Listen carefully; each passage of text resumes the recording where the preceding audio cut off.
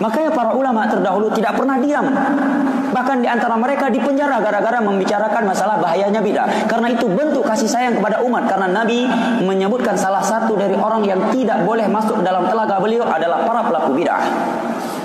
Membuat agama baru, memperbarui dari agamanya Nabi. Jangan ribut, jangan ikut-ikutan sama orang yang suka meributkan. Kullu bid'atin dalalah. Semua bid'ah adalah dolalah. Jelas kenapa? Semua bid'ah adalah sesat. Coba yang dimaksud bid'ah itu apa sih? Yang dimaksud bid'ah oleh Rasul itu apa? Ada dalam bab usul fikih ada tahqiqul manat sama tangkihul manat. Yang dimaksud bid'ah itu apa sih yang diinginkan Nabi? Siapa yang tahu keinginan Nabi? Apa yang dimaksud bid'ah itu? Apakah semua yang baru? Itu bid'ah menurut bahasa. Kita perlu bid'ah menurut syar'i itu apa sih? Maka para ulama selalu membuat sebuah definisi. Definisi itu bid'ah apa? Bid'ah itu bukan semua yang tidak pernah dilakukan Nabi itu adalah bid'ah syariah, bukan. Jadi ada definisi, maka ulama faham, cerdas membuat definisi bid'ah. Jadi kalau bid'ah lughawiyah itu terbagi 5. Bid'ah menurut bahasa, sesuatu yang baru, ini ada hukumnya yang wajib, ada hukumnya yang sunnah, ada hukumnya yang makruh, ada hukumnya yang haram, ada hukumnya yang mubah. Bid'ah lughawiyah, bid'ah menurut bahasa, hal yang baru. Tapi kalau bid'ah syariah, bid'ah menurut syariat, kullu dolalah, semuanya adalah sesat. Lah bid'ah syari'i itu gimana? Ada definisinya. Maka yang berani mengatakan ini bid'ah, tahlilan bid'ah, tawasul bid'ah, tanyakan definisi bid'ah menurut ente apa? Paling saya ngomong, semua yang tidak pernah dilakukan Nabi Muhammad adalah bid'ah. Jangan enak. Ente naik mobil. Lah itu kan yang dimaksud urusan agama, bukan urusan dunia. Mana Nabi ngomong dunia? Coba Nabi ngomong urusan akhirat Pak. Kan kullu bid'atin, tidak kullu bid'atin fid dunya atau fil akhirat, tidak ada. Dari mana itu membedakan antara dunia dan akhirat? Perlu definisi. Di sini ada belasan definisi. Dan definisi yang ada bukan definisi yang sering diumbar oleh orang yang pengen membid'ahkan orang lain dengan kalimat yang sederhana. Semua yang tidak pernah dilakukan Nabi adalah bid'ah. Nggak pernah. Itu bukan definisi. Itu reka-reka. Makanya di dalam menjelaskan sesuatu perlu kembali kepada takrif. Apa kata ulama tentang bid'ah yang dimaksud oleh Rasulullah? Saya tidak ngerti. Tapi saya tanya ke ulama. Ulama apa kata mereka? Ulama menjelaskan. Jadi yang dimaksud bid'ah, yang dikatakan dolalah, itu adalah bid'ah ini. Kalau bid'ah menurut bahasa jelas. Ibnu Hajar al-Asqalani mengatakan ada bid'ah yang sunnah. Sesuatu yang baru, lihat pengumpulan mushaf Sayyidina Utsman zaman Sayyidina Utsman bin Affan. Pembuatan kantor pada zaman Sayyidina Umar bin Khattab. Apalagi? Tarawih Sayyidina Umar adalah secara bahasa adalah bid'ah. Nikmatil bid'atu hadhihi, sampai Sayyidina Umar mengatakan, sebaik bid'ah adalah ini. Sebaik-baik bid'ah. Loh, kok ada sebaik-baik bid'ah? Sebaik-baik bid'ah. Loh, Sayyidina Umar ngomong ada bid'ah yang baik, ini bagaimana? Apakah Sayyidina Umar tidak pintar lagi? Ini kan kurang ajar. Karena terbatasnya dia dalam memahami, dipikir nggak bisa dibedakan antara bid'ah menurut bahasa dan bid'ah. Sayyidina Umar nikmatil bid'atu, bid'ah secara bahasa. Sesuatu hal yang baru, yang menarik, ya ini loh. Bukan bid'ah syariah. Kalau bid'ah syariah kulluha dhalalah. Bid'ah dalam syariat adalah dhalalah semuanya. Lalu bagaimana bid'ah syariah itu? Ulama berbeda pendapat dalam definisi, tapi mirip-mirip semuanya. Di antaranya adalah misalnya thariqatun fid dini, salah satu. Kasih 2 definisi, harus punya. Thariqatun fid dini, cara beragama, bukan cara bercocok tanam, bukan ya. Cara beragama, lihat. Nah, ini definisi. Thariqatun fid dini mukhtara'atun, yang dibuat-buat. Cara beragama yang dibuat-buat. Tudhahi syariat, yang menandingi sesuatu yang ada di dalam syariat. Yuqsadu bisuluki 'alaiha, dengan maksud melakukan itu semua. Al-mubalaghatu fi ta'abbudi, berlebihan dalam beragama. Contoh, subuh, salat subuh, pagi-pagi lagi seger, salat subuh kok cuma 2 rakaat. Saya tambah deh, nambah 2.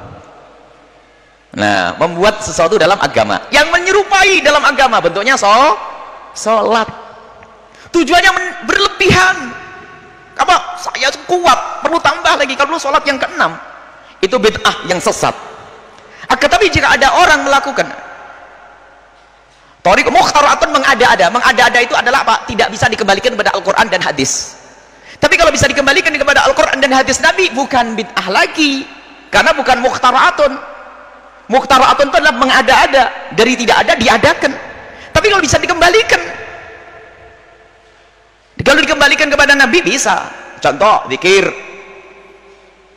bareng dan tidak bareng, oh ini bid'ah. Oh, kok ada zikir bid'ah? Masih bisa guna? No, Nabi nyuruh berzikir kok. Dan Nabi tidak membatasi antara bareng-bareng dan sendirian. Kenapa kok zikir jamaah jadi haram sekarang? Tidak pernah dilakukan Nabi. Nabi menyuruh berzikir. Nabi nyuruh membaca salawat. Apakah ada batasan Nabi mengatakan berselawatlah kau sendiri-sendiri? Ada gitu? Tidak ada. Ulama-ulama kita punya zikir keras bid'ah.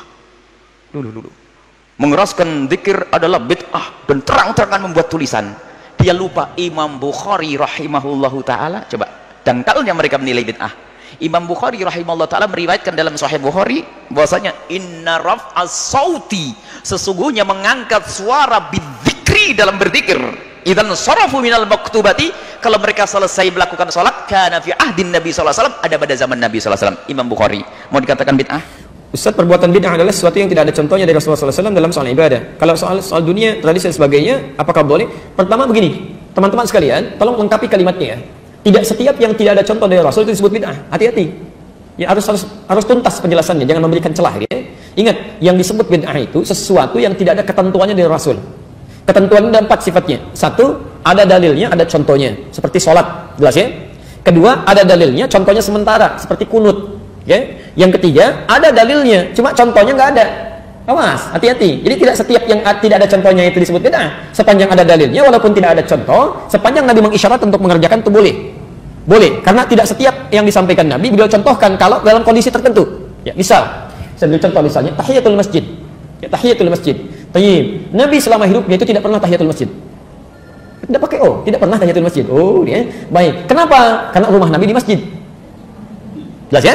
Rumah Nabi di masjid. Wa baiti huna, dan rumahku di sini kata Nabi. Karena itu beliau selalu sholat di dalam rumahnya, begitu iqamat baru keluar jadi imam. Jelas ya? Tapi Nabi katakan pada Sulaik al-Qatafani ketika beliau masuk ke Masjid An-Nabawi ya, dalam keadaan dia bisa sholat terlebih dahulu, kemudian dia langsung duduk. Maka kata Nabi dikatakan, "Idza dakhala ahadukum al-masjid fala yajlis hatta yusalli rak'atain." Kalau Anda masuk ke masjid dalam suasana yang santai, tenang, ingin i'tikaf duduk, maka jangan langsung duduk kecuali salat 2 rakaat terlebih dahulu. Jelas di sini?